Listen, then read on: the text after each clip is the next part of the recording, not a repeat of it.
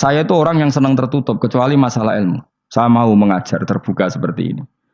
Karena tadi awal dari dikenalinya kemakrufan adalah dimaklumatkan. Awal dari dikenalinya keburukan juga karena dimaklumatkan. Betapa celakanya kalau kemungkaran dimaklumatkan sementara kebenaran tidak dimaklumatkan. Makanya Mbah Mun itu sampai berfatwa, Mbah Mun guru saya itu. Nah, ono masjid ra ono menawarane Mbah Mun duka. Masjid kok ora ono menarane, wajib ono. Dulu saya iskal, kenapa menara jadi wajib? Tapi setelah saya tambah angan-angan, secara fikih jelas tidak wajib. Tapi coba bayangkan, misalnya ada bar lampunya tinggi, orang dari jauh tahu itu bar, sehingga kalau mau maksiat misalnya ingin ke sana. Sekarang misalnya masjid gak ono menarane, ada orang ingin sholat, ono masjid tahu ora. Tapi baru kayak ada menaranya kan? Tahu. Intinya semua kebaikan itu harus dimanarohkan. Makanya manaroh itu dari kata nur. Dimenarakan. Dari kata nur. Dari kata dicahayakan. Dimaklumatkan. Sehingga mulai dulu lama itu meskipun humul itu menyembunyikan diri. Tapi kalau masalah ilmu mereka membuka diri. Loh, coba kalau misalnya ngaji seperti saya ini. Saya tidak terang-terangan jadi orang alim. Sebetulnya nggak baik. Kalau kamu ujub, sombong, aku orang alim itu tidak baik. Tapi kalau kita kan tidak karena ujub tadi, harus memaklumatkan. Coba berapa bapak-bapak yang tertolong nyari bidan ketika istrinya hamil. Gara-gara tulisan karena yang nolong itu.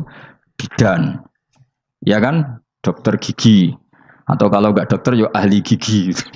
Ahli gigi itu yang dipasang tanpa medis itu. Tidak kamu menjadi tahu karena apa coba? Tulisan. Tapi kenapa kebaikan tidak seperti itu?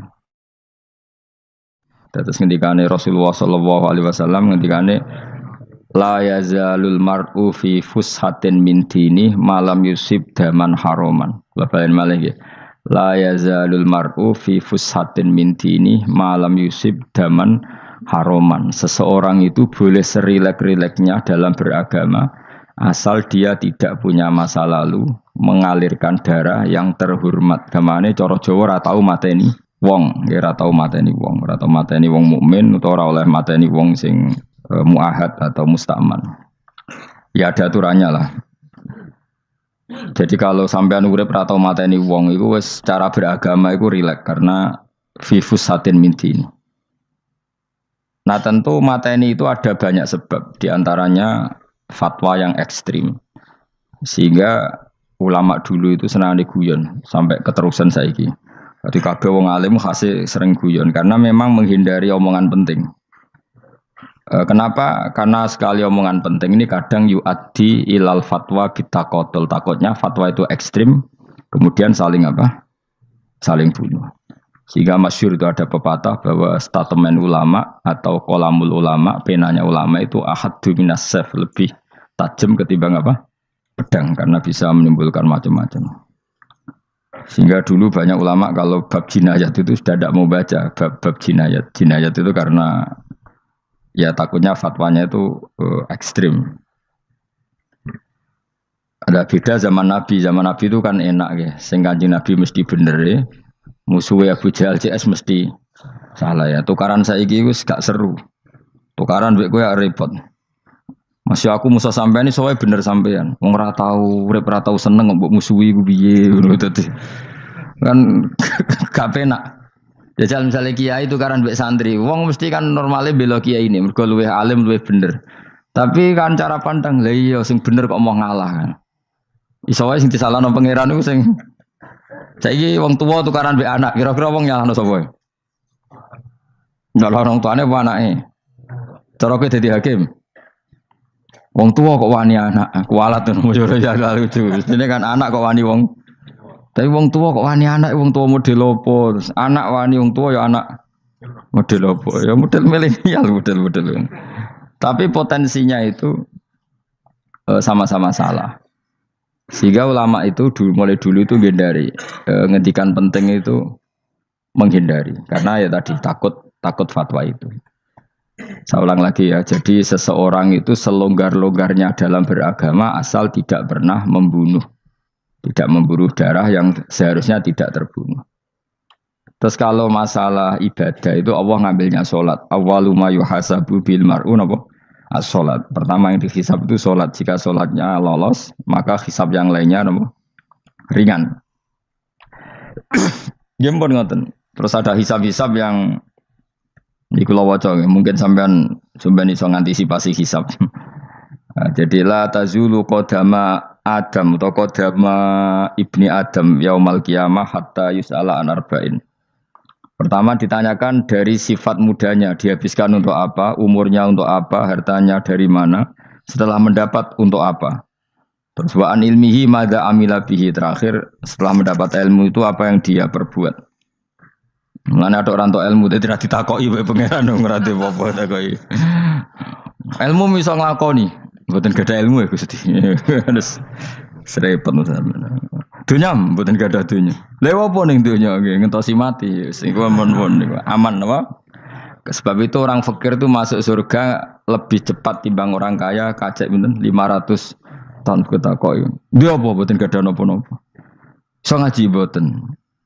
Jadi gak perlu pertanggungjawaban mereka nopo sekacau kan. Nah, sementing kalau terang ngeten ya, ini penting rungokno. Mahsyar itu maknane iku nggon giringan. Terus kiai kuno maknane bayangno nggon mahsyar iku maknane tempat dihalonya semua manusia.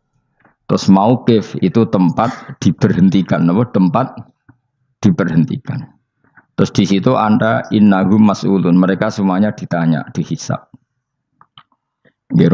Semuanya dihisab. Terus ngendikane Kanjeng Nabi, hasibu anfusakum qablaan tuhasabu. Menghisablah diri kamu sekarang sebelum kalian semua dihisab. Sehingga potensi kita ini umat Islam utamanya sing tahu ngaji-ngaji ini, sampean semua dihisab ini kemungkinannya kecil. Karena ketika kowe ning donya sampean sedantene kan biasa wis donga robbana zulamna. Jadi ya Allah, saya ini benar-benar mendolimi diri kita sendiri. Karena tujuannya hisab itu taubah. Taubah itu mempermalukan mereka di depan umum. Saya ulang lagi ya. Jadi semua hisab itu taubihan, mempermalukan mereka di depan umum bahwa mereka orang yang buruk. Sementara kamu di dunia sudah sering ngaku orang buruk. Selain ya wis roh wong akeh, maksud ini kan cerita. Jadi kayak ngakuin apa Robbana zalamna anfusana, sehingga ngendikane Kanjeng Nabi sebuti hasibu anfusakum qabla an tuhasabu. Menghisablah diri kamu sendiri sebelum nanti kamu benar-benar dihisab. Sehingga umatnya Rasulullah itu kemungkinan kena hisab itu kecil sekali karena tadi sudah terbiasa menghisab dirinya sendiri. Apalagi kita, kata Rasulullah, saya dikasih hadiah yang para nabi sebelum saya enggak dikasih hadiah itu. Apa itu? 5 hal itu. Di antaranya apa? Kata Rasulullah, wa utitu khawatima suratil Baqarah. Saya dikasih terakhir-terakhirnya surat Baqarah. Di surat Baqarah itu umatnya Nabi dapat bonus dan ini luar biasa, yaitu ayat Rabbana la tu'akhidna in nasina wa akhtana. Ya Allah, jangan hisab kami, jangan beri sanksi kami, jangan azab kami kalau suatu saat kita lupa atau salah. SP nak kue urung salah, padahal mesti salah. Rai-rai ini gak mesti salah. Wes gaya perjanjian mbek pangeran Gusti. Ndamel perjanjian dong, apa? Setiap saat salah langsung sepuro. Mohon mboten usah istighfar malih pun niki pun niku. Terus deal, soalnya deal ini. Lah itu ngendikane Kanjeng Nabi senyum-senyum senenge ra karuan. Dan setiap itu dibaca oleh umatku, Allah sudah jawab qala na'am. Jadi Rabbana la tu'akhifna inna sina aw akhtana. Terus qala Allah menjawab na'am. Terus Rabbana wala tahmil alaina isron kama hamaltahu 'alal ladzina min qablina. Nabi Muhammad jawab, Allah menjawab na'am. Sampai terakhir wa'fu anna, Allah jawab na'am. Kemudian para kiai itu punya kiat supaya umatnya itu hafal itu. Terus jadi bahan tahlil itu masalah ya. Faminhum ya faminhum. Sing tahlil ya ora paham, sing kritik ya ora paham. Alhamdulillah itu mesti podo-podo ra kena hisab. Mergo podo-podo ora napa? Paham. Dadi ora ana barokah kaya goblok wis barokah tenan. Mergo sing lakoni ya ora paham, sing kritik ora paham. Jadi kalimat yang di akhir surat Baqarah itu adalah termasuk hadiahnya Rasulullah yang tidak diberikan pada Nabi sebelumnya. Ini napa jenenge? Utitu khawatima suratil Baqarah. Saya dikasih akhir surat Baqarah. Gini ku setiap doanya umat Nabi Allah jawab napa? Naam. Jadi ya Allah la tu'akhidna, jangan kasih sanksi kita innasina au akhtona. Allah jawab naam. Itu satu. Terus kedua, umatnya Nabi itu kalau dosa itu tidak perlu prosedurnya harus istighfar. Banyak amalan yang menjadikan diampuni. Misalnya kafaratul majlis itu lafadznya agak istighfar. Subhanakallahumma bihamdik misalnya. Dan banyak imatatul adza anit thoriq. Misalnya Nabi pernah cerita ada seseorang yang nakal, kemudian gara-gara menyingkirkan duri di jalan yang ganggu orang lewat, kemudian Allah memaafkan. Ada yang dimaafkan karena ngombeni anjing, macam-macam. Kemudian ngombeni santri, macam-macam. Sehingga potensi kita dimaafkan itu tinggi sekali karena ada sekian amal yang itu menjadi sebab ridhanya Allah Ta'ala. Malah kalau dalam dunia wali itu ada seorang wali mau ngarang kitab, kemudian tintanya itu diminum lalat, dia membiarkan tinta itu sampai lalatnya sampai kenyang, kemudian gara-gara itu dimaafkan oleh Allah Subhanahu wa taala. Banyak sekali. Sehingga potensi kita dimaafkan tinggi. Terus turu sudah ada orang rasani wong enggak macam-macam lah. Iku ya insyaallah disepuro pangeran. Dadi ana wali, dadi wali mergo kakean apa? Turu ditakoki, "Kenapa kowe kok turu wong wali? Mboten siap roh donya, Gusti." "Kenapa?" "Donya wis rusak tok, patok mboten roh, Gusti." Lah iku ya mari swarga napa? Ya swargane wong turu ya kira-kira tok. Tapi jadi umat Nabi itu luar biasa. Makanya saya yang heran nih, kalau ada orang alim bikin gerakan terlalu tenanan itu keliru, biasa mawon. Turu ku ya ibadah, wae agar gak zina, gak maling, wae agar gak nglakoni dosa gedhe ini sanggep bae napa? Ibadah. Karena tadi Rabbana la tu'akhidna in nasina wa akhtana. Terus Allah jawab na'am. Sehingga kiai-kiai itu takut orang itu lupa, terus dimodifikasi sedemikian rupa jadi wiridan. Tapi alhamdulillah kok banyak yang kritik. Jadi ya biar seimbang, no? Seimbang apa ya alam demokrasi. Jadi kalau agak kecewa ambek sing kritik, mereka insyaallah rapati paham masalah usul ini. Karena satu-satunya cara supaya orang paham tuh pancen yo dijak latihan bareng-bareng. Gak ngono wis malah ra paham blas. Ya tapi tadi ya semua itu resiko. Zaman Nabi Sugeng ana ibadah sunat dilakoni terus, Nabi yo duka, kuwatire dianggap wajib. Tapi nek ora dilakoni blas Nabi yo duka, wong sunat ora tau dilakoni. Jadi sudah alhamdulillah sekarang ana sing ngritik, ana sing setuju biar seimbang no. Wong padha ora pahame wae napa? Padha paham. Padahal makna ayat itu luar biasa. Rabbana la tu'akhidna in nasina wa akhtana. Terus kedua, Rabbana wala tahmil alaina isran kama hamaltahu 'alal ladzina min qablina. Ya Allah, jangan beri beban kami sebagaimana Engkau memberi beban kepada orang sebelum kami. Dulu itu kalau ada orang yang salah, itu harus dibunuh oleh orang yang tidak salah. Liyaqtulal bari'u minkum al-mujrima. Supaya yang tidak salah membunuh yang salah. Sehingga ketika umatnya Nabi Musa menyembah anak sapi, ijel itu, apa kata Allah? Fatubu ila bari'ikum faqtulu anfusakum. Kamu syaratnya tobat harus saling membunuh, yaitu orang yang terbebas dari dosa itu membunuh yang tidak dosa. Masyhur itu. Terus Allah mengirimkan mendung yang pekat, terus gelap. Ketika gelap itu yang al-bari yang enggak dosa mengeksekusi yang dosa. Sekarang kan enggak, paling takam KPK. Berarti penjara mulai juga sisa korupsi jake. Jadi penak lah pokoknya zaman akhir itu penak. Pemenang saya KPK ini mulai disoal, jadi aman lah. Sebuah sing bener di. Aja nih ya sing bener ya pangeran. Misalnya rasa KPK lah nak takwa ya rasa korupsi. Kalau KPK dilemahkan nanti yang korupsi marah. Lah masih orang KPK lah nak di pangeran kan ya aman karena korupsi. Kowe ku aneh-aneh wae. Kowe ku wong mukmin kok bakas ngono. Kowe sementing iku nak kowe wedi pangeran kan ra usah polisi, ra usah KPK, wis tetep ra usah dosa wong wedine mbek pangeran. Nah, kecuali ra usah pangeran ateis, lha iku masalah. Ya, tapi kan omongan ini gak populer, padahal bener. Nah, aneh. Jadi karep pemilu ngene, terbebas korupsi nek ana KPK, urip makmur nek ana menteri kemakmuran. Pokoke kabeh kowe mbok gantungno pejabat negara. Mulane tau hitam jeblok, sak jeblok-jebloke. Misalnya rasa sejahtera, saya menteri sosial harusnya gini-gini. Ngono korupsi salah KPK. Ngono ono ora keamanan salah polisi. Senengane nyalahno wong. Gue sekali-kali nganggo tauhid. Nah, ono adab itu mergo dosa yang sudah kelewat.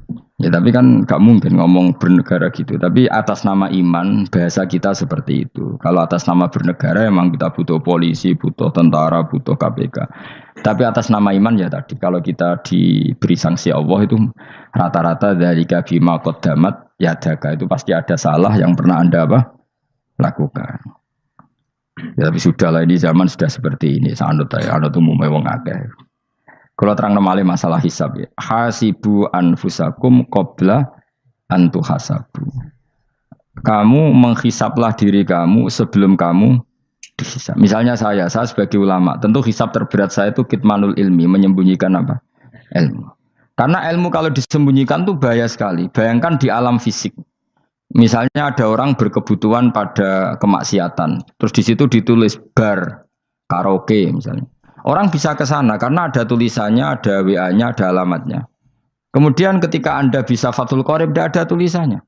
Harusnya Anda juga nulis ahli Fathul Qorib, ahli Fathul Mu'in, nah, atau ahli Jaljalut, tulis saja. Ahli Primbon. Enggak apa-apa, tulis saja. Penerus Ronggo Warsito, tulis saja. Zaman gendeng, nara melok gendeng, rakeduman, tulis saja. Tapi barokahnya tulisan itu kan orang bisa tahu. Makanya kenapa banyak orang sufi yang sudah menyembunyikan diri warnanya nakal-nakal. Karena dia disalahkan Allah. Karena menyembunyikan ilmu. Saya itu orang yang senang tertutup. Kecuali masalah ilmu. Saya mau mengajar terbuka seperti ini. Karena tadi awal dari dikenalinya kemakrufan adalah dimaklumatkan. Awal dari dikenalinya keburukan juga karena dimaklumatkan. Betapa celakanya kalau kemungkaran dimaklumatkan sementara kebenaran tidak dimaklumatkan. Makanya Mbah Mun itu sampai berfatwa, Mbah Mun guru saya itu. Nah ono masjid ra ono menarane Mbah Mun duka. Masjid kok ora ono menarane, wajib ono. Dulu saya iskal kenapa menara jadi wajib. Tapi setelah saya tambah angan-angan, secara fikih jelas tidak wajib.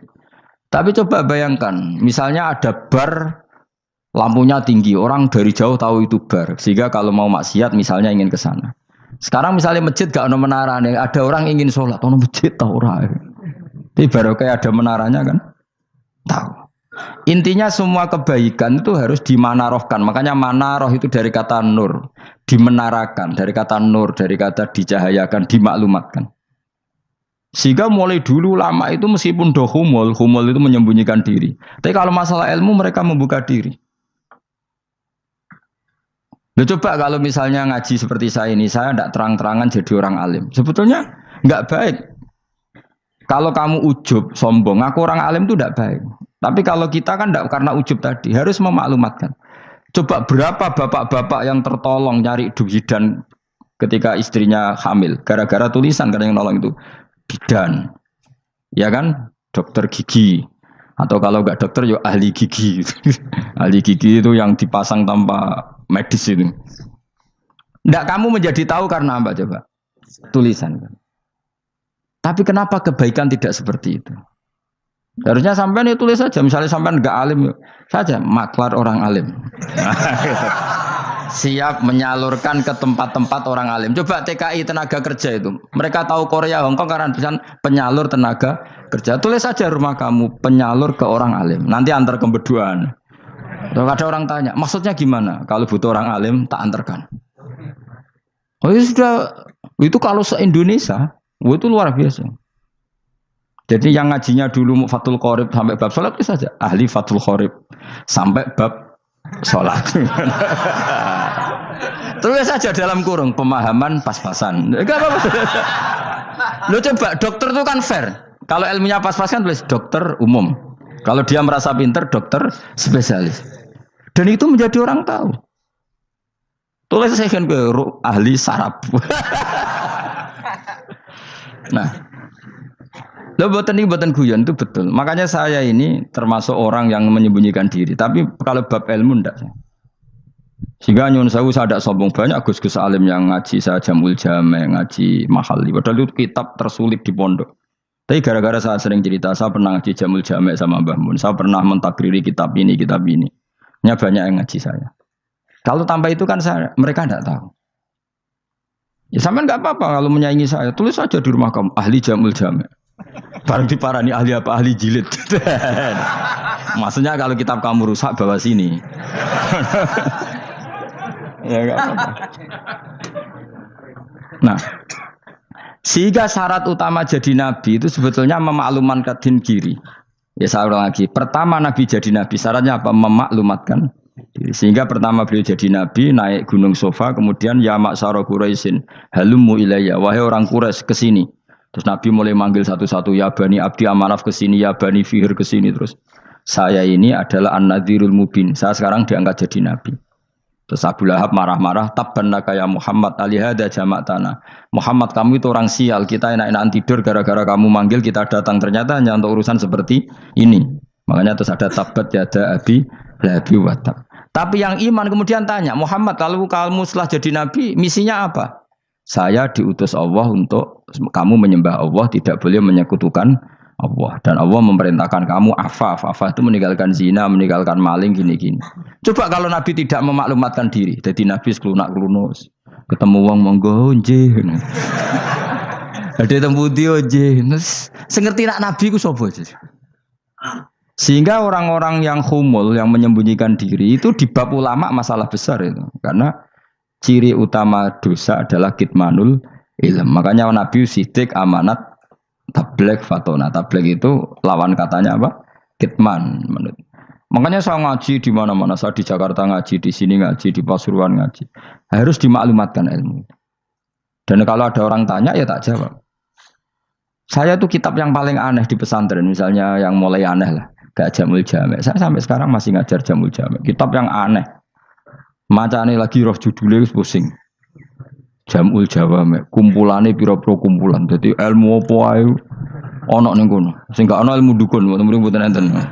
Ilmu carane bodoni ya ora ana. Ning kono mau carane mlebu swarga tok. Mane potensi kula mlebu swarga itu tinggi sekali. Cara sing model piye duwe. Dadi mun. Dadi cara sing model piye duwe. Dadi cukup banyak napa? Cara. Sampe nek cara sitok ora mesti, kula nu gak ada cara kathah. Dadi nek dari cara iki mentok, ganti cara iki mentok. Ya terakhir paling gampang itu cara nganggo fadhole pangeran. Iku kena mbok tiru. Pokoke mbok swarga nganggo fadhole pangeran. Masalah utama kita sebetulnya itu. Makanya saya tidak pati cocok sama orang sufi itu. Kebenaran itu harus dimaklumatkan. Sementara orang sufi itu ingin menyembunyikan diri. Itu kalau untuk yang alim itu tidak bagus. Wong kita saja tahu itu dokter atau bidan karena tulisan. Ini bidan, ini dokter. Dan mereka jujur, dokter umum, dokter spesialis. Loh, coba misalnya di kota, kamu tulis saja, penyalur kebaikan. Orang yang ingin mondok, pondok pilihannya ada, Sarang ada, Peloso, Lirboyo. Kalau saya ke sana gimana? Saya kenal Gusnya, tak anter. Wan keren, juga ada penyalur. Kalau orang bisa tersalurkan ke Korea, ke Korut, ke Jepang karena tulisan, kenapa tidak banyak orang tersalur kebaikan karena tulisan? Gue orang mau kelunak orang jelas. Meskipun nanti ditawari orang, mesti dulu sih ahli takrib, mesti wong guyu. Ahli Fathul Qorib sampai bab sholat. Tulis saja jujur, maaf tapi hanya sampai bab sholat. Tulis saja, ada maafnya bareng, maaf. Tapi sampai bab sholat. Gak apa-apa. Paling untuk wong sowan. Darian mau doa jenengan 2 tahun. Tapi ini bodohnya mau 3 bulan. Mulai ngaji ini dok bab. Enggak apa-apa. Lalu itu dulu memang begitu. Rasulullah zaman Sugeng itu kalau ngajari santrinya itu balighu anni walau ayah, maklumatkan ke kampung kamu meskipun 1 ayat. Banyak sahabat kalau ditanya ya tidak bisa karena ngajinya tidak hatam. Tapi ya terus gak apa-apa, kok tak soal Abu Bakar, tak soal Umar, ditanyakan yang lebih pintar. Saking tidak pahamnya sahabat itu lucu. Ketika ada ayat waqulu wasrabu hatta yatabayyana lakumul khaytul abyadu minal khaytil aswad. Itu kalau mau tidur ya benar-benar bawa benang putih sama benang hitam, ditulis, dipasang di pintunya. Jadi kalau makan diinceng lagi, kok masih belum kelihatan, wah masih boleh makan. Terus begitu. Kalau sudah mulai syuruk, mulai padang, wah berarti sudah imsak. Jadi karena makanlah dan minumlah sampai benang hitam terbedakan dari benang putih. Artinya kalau malam kan, dulu kan nggak ada listrik, nggak ada lampu, berarti kalau benar-benar masih malam nggak terlihat, berarti masih boleh makan. Nanti terus dilihat gitu. Terus, Ya sudah wakafnya di situ. Hatta yatabayyana lakumul khaytul abyadu minal khaytil aswad. Wakaf dulu. Terus akhirnya Kanjeng Nabi itu piye kok umatku dadi masangi benang ini. Akhirnya Jibril teko. Ini makanya unik dalam ulumul Quran. Satu-satunya ayat yang diturunkan hanya satu kata itu ya ayat itu tok. Terus Jibril datang, Muhammad ayatnya itu kurang sitok. Minal fajr. Terus ditambahi minal fajr. Jadi minal fajr itu unik. Ada Jibril jauh-jauh dari langit. Iku mau nurun apa? Minal fajr. Makanya kalau kamu nanti dites, kalau ingin jadi dokter tafsir dites, ada satu kalimat yang diturunkan jauh-jauh Jibril ke bumi. Apa kalimat itu? Jawabannya minal fajr. Wis alim gue yakin alim. Memang ikut tak? Masa itu? Mereka gara-gara sahabat itu terus masangi apa? Benang ngincang. Akhirnya minal fajr. Baru mereka tahu maksud fajar, maksud apa? Benang hitam artinya malam, benang putih artinya fajar. Sodik sudah menyingsing. Semenjak itu sudah ada benang-benangan karena jadi orang-orang ngono maksudnya iki kurang sithik gitu terus turun apa? Minal fajar ya. Jadi nanti kalau sampai latihan tes jadi dokter apa? Tafsir. Ayat mana yang diturunkan hanya satu kalimat atau satu kata jawab apa? Minal fajar. Itu lolos langsung dokter. Pun pinter. Ya pinter ngerpek maksudnya orang tinggal. Lah nanti hubungan kita dengan Allah ya seperti itu. Sejauh mana kita memaklumatkan Allah, sejauh mana kita mengkampanyakan Allah. Saya berkali-kali bilang, saya kemarin kan di Korea, itu sebetulnya saya yakin hanya doa saya. Saya sering berdoa, ya Allah, Engkau dipuji di langit dan di bumi. Lalu kalau di bumi ateis, itu caranya kayak apa? Dulu saya itu terobati karena Uni Soviet setelah persemakmuran banyak menjadi negara Islam. Berarti itu bukti bahwa Allah pun dipuji di bumi Uni Soviet. Lalu yang kayak Korea kayak apa? Ternyata betul Koreanya tetap ateis, tapi gara-gara diserbu wong Indonesia. 49.000 wong Indonesia ning Korea Selatan. Iku mbok gawe sing salat separuh, iku jek pira? 24, kira-kira ya selawe digawe 20.000. Wis 20.000 salat kabeh, tahlilan kabeh surwame. Lah kok sing ngritik tahlil muni sunah Rasul tok wis rame. Pokoke rame lah walhasil.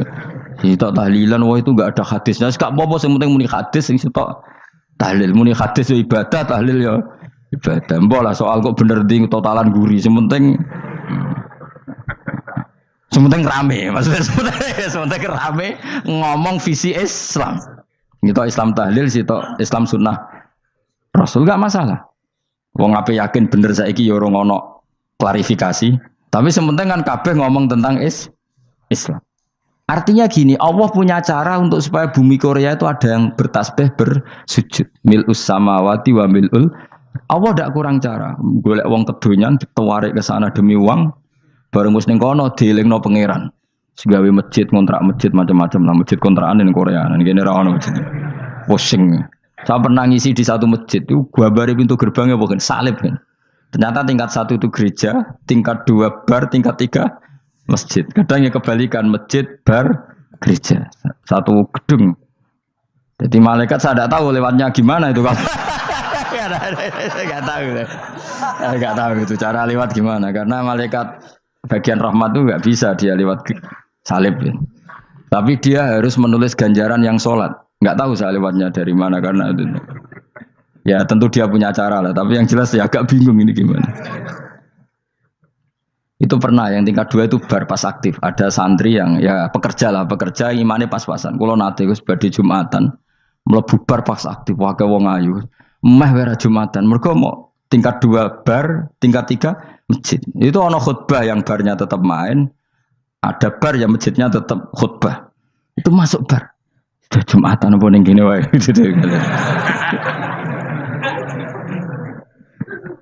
Akhirnya ya di situ beberapa menit terus ada komat Jumatan. Aduh. Dosa ta Gus ini. Ya aku muni. Ya segelem Jumatan ku apik. Wong mesti dilakoni kok takok dosa ta Gus. Oh raimu kadung lakoni kok takok. Artinya gini, Allah punya cara untuk menyebarkan Islam di Korea. Sama seperti Allah punya cara untuk menyebarkan Islam apa di Indonesia. Dulu orang Gujarat, Punjab, ya sejarah ini menurut saya ya tetap sebagiannya benar.